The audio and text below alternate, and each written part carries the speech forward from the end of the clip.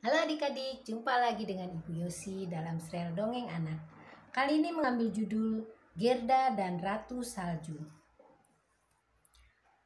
Gerda dan Nareta adalah dua sahabat karib yang tinggal di negeri Rapsuten.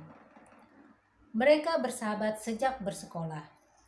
Nareta adalah anak orang kaya tetapi sederhana. Gerda anak orang biasa yang selalu bersemangat menjalani hidupnya. Nareta pun senang berteman dengan Gerda. Selain selalu ceria, Gerda juga murah senyum. Tetapi di negeri Gerda dan Nareta ada ratu jahat yang memiliki sihir es. Ia bernama Ratu Alice yang dijuluki si Ratu Salju. Istananya berada di kutub utara. Meskipun jauh dari negara Rapsuten, penduduk negeri kecil itu selalu khawatir akan kedatangan Ratu Alice. Selain terkenal dengan kekuatan sihirnya, Ratu Alice juga jahat dan sering menggunakan sihirnya itu untuk membekukan hati manusia. Di awal suatu musim panas, Nareta dan Gerda akan menghabiskan waktu bersama. Karena setiap musim dingin tiba, anak-anak berhati dingin akan diculik oleh Ratu Salju dan disihir menjadi es. Maka Gerda dan Nareta akan memperlihatkan bahwa mereka itu berhati bahagia. Mereka pun bermain bersama dan melakukan hobi mereka, yaitu menjahit jaket dan topi hangat. Salju turun sangat lebat hingga menutupi pandangan. Gerda mengunjungi Nareta untuk menanyakan kabarnya. "Halo Nareta, bagaimana keadaanmu?" tanya Gerda dengan cemas. Dia memakai jaket tebal dengan suhu tambah menjadi dingin.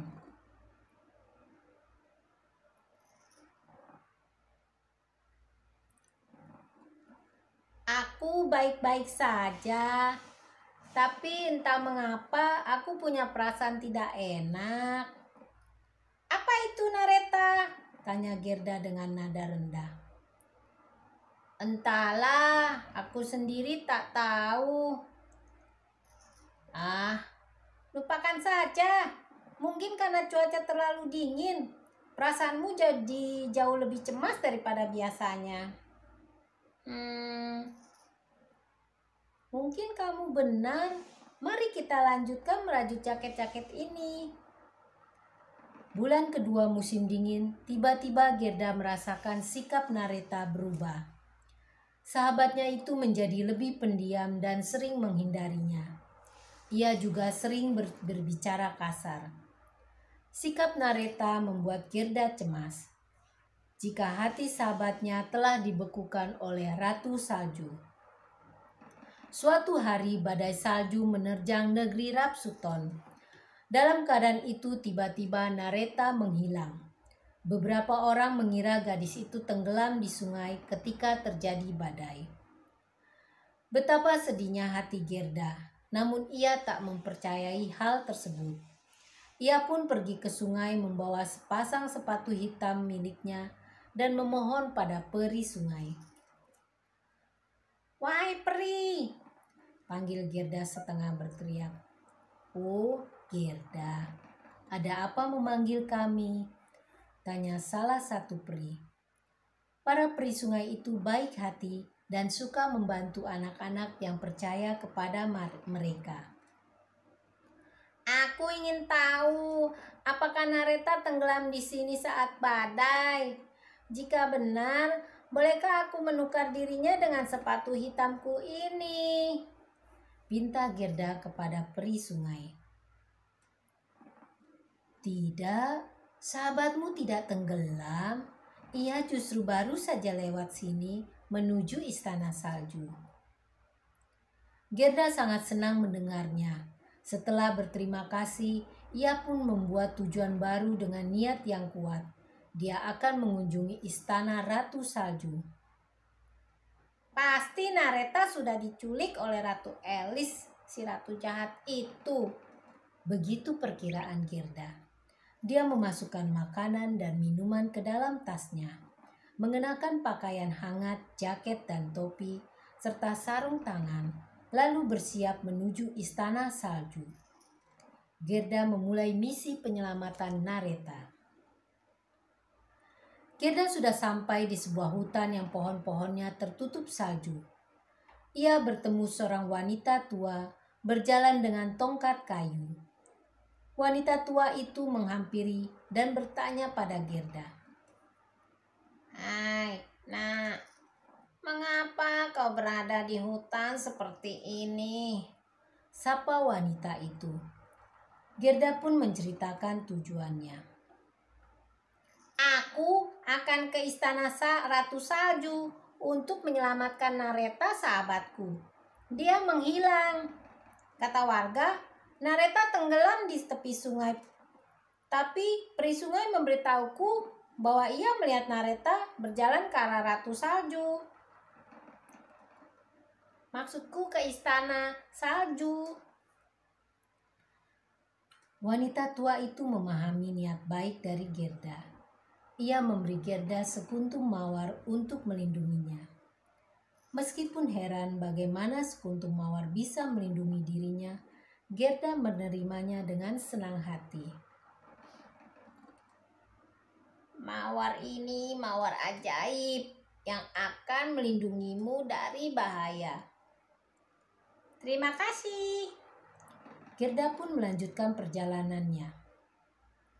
Di tengah perjalanan, ia bertemu seorang pemuda yang keheranan mengapa Gerda berada di tengah hutan salju. Gerda pun menceritakan kembali tujuannya. Pemuda itu lalu memberi pakaian hangat dan tambahan perbekalan untuk Gerda agar ia tidak kelaparan. Pemuda itu berpesan bahwa sihir Ratu Elis hanya bisa dihilangkan dengan memecahkan cermin ajaib yang berada dalam istana. Namun hal tersebut bukan hal yang mudah dilakukan. Setelah berterima kasih, Gerda melanjutkan perjalanannya kembali.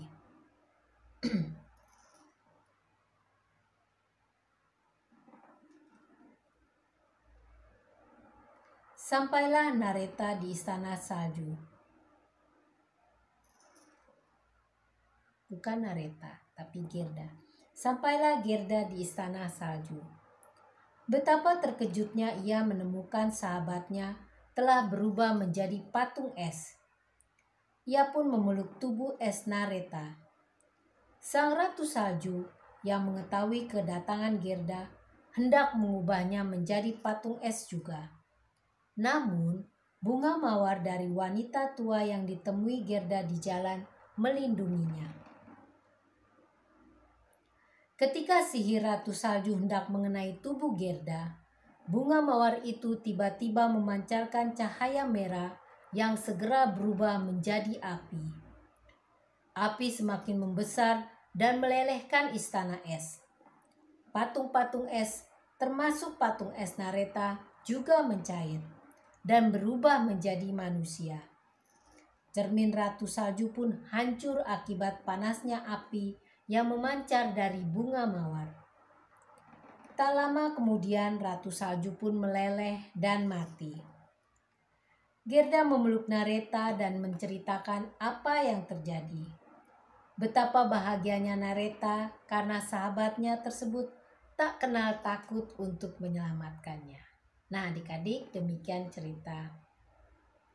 Nah, Gerda dan Ratu Salju. Pesan moralnya adalah persahabatan yang tulus tidak memandang kaya dan miskin. Dan sahabat yang baik selalu akan menolong sahabatnya. Sampai jumpa adik-adik di kisah berikutnya.